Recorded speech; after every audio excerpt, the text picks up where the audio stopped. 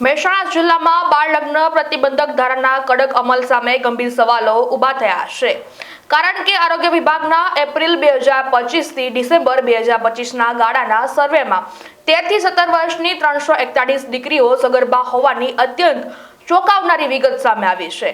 સમગ્ર જિલ્લામાં 18 વર્ષથી ઓછી વયની કુલ 588 દીકરીઓ ગર્ભવતી હોવાનું નોંધાયું છે, જેમાંથી 13 વર્ષની 2, 14 વર્ષની 2, 15 વર્ષની 34, 16 વર્ષની 76 અને 17 વર્ષની 229 દીકરીઓનો સમાવેશ થાય છે। આ તમામ કેસ બાળ લગ્ન પછી સગર્ભા બન્યા હોવાનું સ્પષ્ટપણે દર્શાવે છે।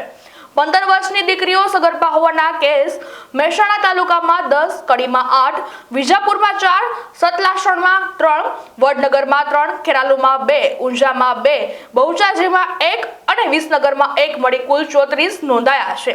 જોકે દુઃખદ બાબત એ છે કે બાળ લગ્નના આટલા મોટા પ્રમાણ છતાં મોટાભાગના કેસમાં સમાજ સુરક્ષા વિભાગ સુધી કોઈ ફરિયાદ પહોંચતી જ નથી।